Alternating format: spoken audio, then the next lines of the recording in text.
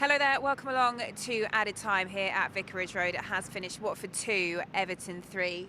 Danny Welbeck joining us, which is a delight because obviously we've missed you now for a few months. Just before we do get into the ins and outs of the game, for you personally, away from the result, I'm sure it was huge for you to be out there kicking a ball again.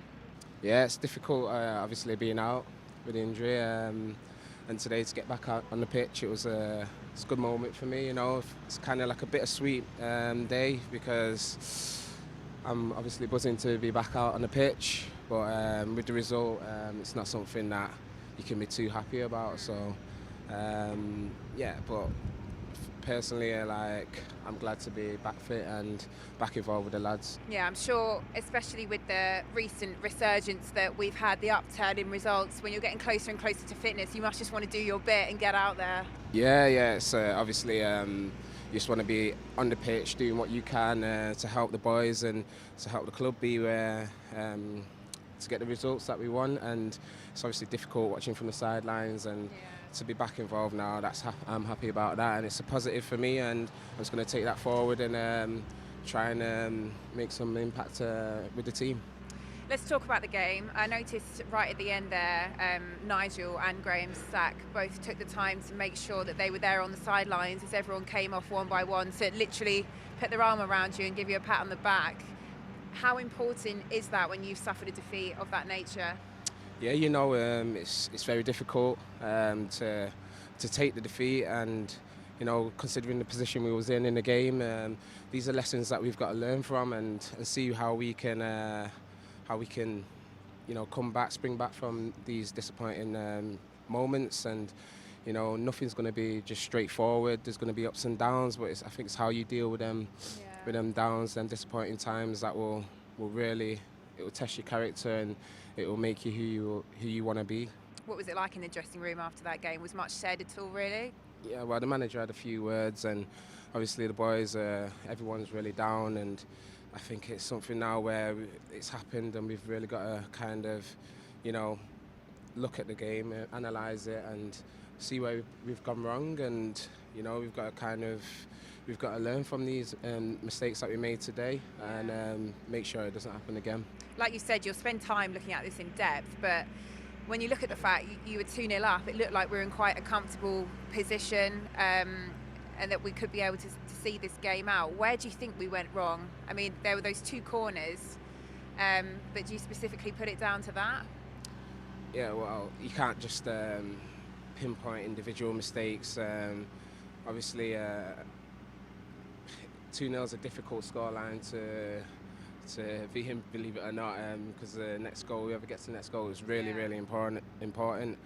I think obviously with the first goal going in at half time, we'd prefer to go in at 2-0 rather than for it to be 2-2, and it was pretty hard to take, and I think we didn't quite recover from that moment. It's something where now we have to see what we can do to be like, if we get into that position again, we know that we've got to do the utmost to keep it like that. I guess with 10 men, you take a bit of a risk there. We went for it, really. We were trying to win that game, and the risk you take is that they can get you on the counter. I think Nigel has said in his post-match conference he doesn't regret making that decision. He'd rather make those positive decisions, they come back to bite you, than not. As players, how do you feel about that? And sort of the game management, I suppose, is what I'm asking you about. Yeah, I think obviously you've got to look at the whole game as you kind of got to analyse it. It's difficult, to say. It's easy to say now, oh, we should have done this, we should have done that. It's when you're in the midst of it, that's when you've got to kind of keep your head and stuff like that. But I think from an attacking point of view, from the players, obviously me individually, I'd like to be on the pitch and attacking. I don't really want to be defending as much, even though that's got to be done. But yeah, you think we can maybe nick this game, because they've gone down to 10 men. So it is difficult. I suppose the fans just might be wondering, from a mentality point of view, there's been a couple of scenarios in the last few games where we've gone down to 10 men and gone on to win the game. So then to face a side where they're down to 10 men and not see the game out? Like, is there anything in that, or should you just treat this as an individual case? Yeah, it's an individual case. Each game's different, and I think obviously in the past we've gone down to 10 men and we've got results, and today they've gone down to 10 men and not got a result. But it's an individual case. Every single game's different. Every single game's hard in the Premier League, and to get them points and to get the 3 points going in at half-time would have been massive.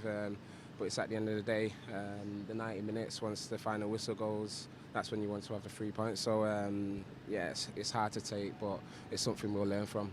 Just from the outside looking in as well, I imagine a lot of people now will put a lot of onus on that trip to Brighton in terms of making up points and trying to scramble our way up the table. As players, do you put any extra emphasis on that game now, or are you very much looking at this from a game-by-game point of view? Yeah, it's game by game. Obviously, it's going to be a massive match next week, but game by game, I think you've got to play the game, not the occasion, and that's how I always look at it. So I won't be changing that. So there'll be a deliberate approach there, not to put too much on this, I hate this phrase, but treating it as a 6-pointer kind of thing from our point of view.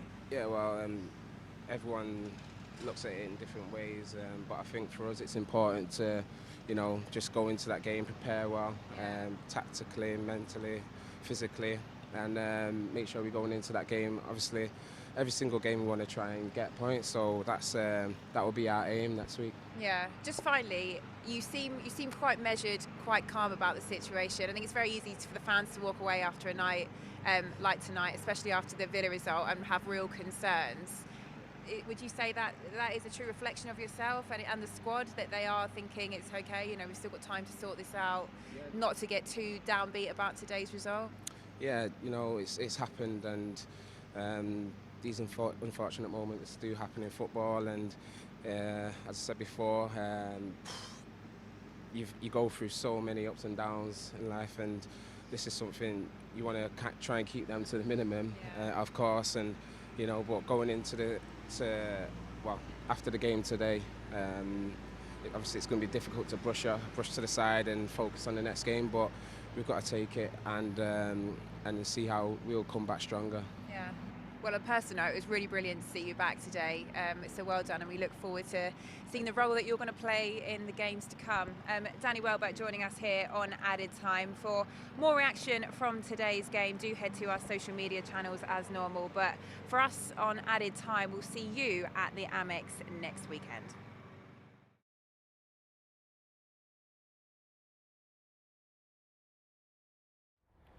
If you like this video, you'll love this one. Click here for more.